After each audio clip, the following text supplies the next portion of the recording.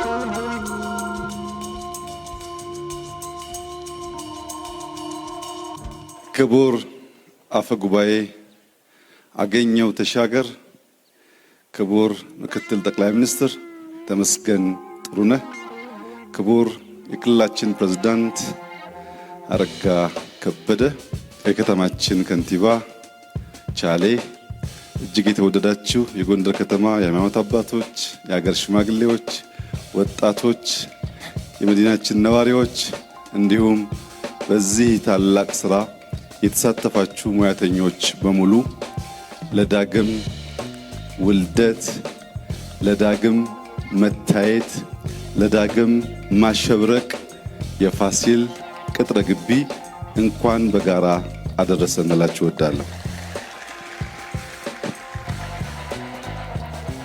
ንግግሬን ከመጀመሪያ በፊት ለመላው የጎንደር ከተማ ሕዝብ፣ ለክልሉ ሕዝብ እና ለክልሉ አመራሮች የዚህ ታላቅ ታሪክ አካል ለመሆን ድጋሚ እድል ስለሰጣችሁኝ እጅግ አድርጌ አመሰግናለሁ።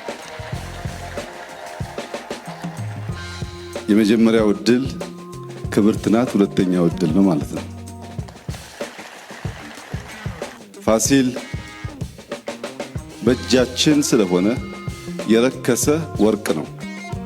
ብንዞር በቀላሉ የማናገኘው እኛ በእጃችን ያለ የማርከስ ክፉ አባዜ ስላለብን የረከሰ ታላቅ ወርቅ ነው።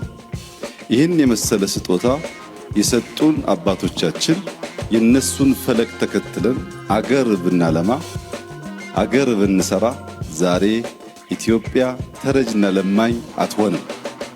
ትልቁ ችግራችን እናንስና ትልቁን ጎትተን በማሳነስ መተካከል እንፈልጋለን። ከነዚህ ታላላቅ መሪዎች በኋላ ኢትዮጵያ ውስጥ ያጋጠመው ችግር ያነሱ ትላልቁን ደግሞ ጎትተው የሚያሳንሱ ተበራክተው ነው።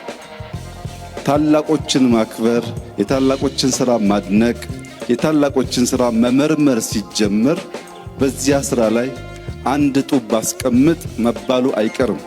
ታላላቆችን ማሳነስ ሲጀመር ግን ማናድግ፣ ያደገውን የምናሳንስ፣ ተያይዘን የምናጠር ነው የሚያደርገን። ትናንትናችን ማስታወሻችን መታወሻችን ነው።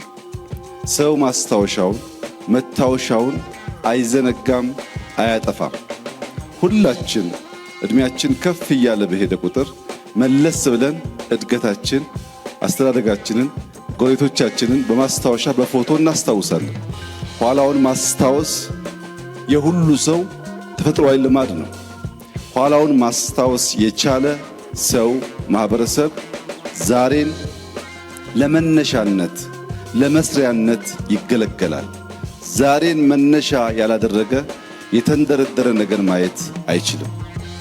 እኔ ዛሬ በጎንደር ከተማ የተጀመሩ ስራዎች እንዲሁም በፋሲል ቤተ መንግሥት ግቢ ውስጥ ያየሁት ለውጥ ልጆቻችን ከኛ የተሻለ ተስፋ እንዳላቸው ማሰብ ብቻ ሳይሆን በሚጨበጥ ነገር አይቼዋለሁ።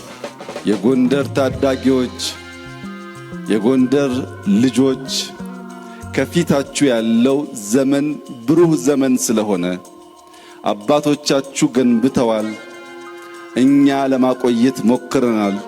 አልቃችሁ ጎንደርን ብትሰሩ የበለጠ ያማረ የተዋበ የለማ ሀገር ለመፍጠር ስለሚያስችል ልቦናችሁን ሰብሰብ አድርጋችሁ ጎንደርን በድጋሚ ለመውለድ በጋራ እንድንሰራ አደራ ልላችሁ ፈልጋለሁ።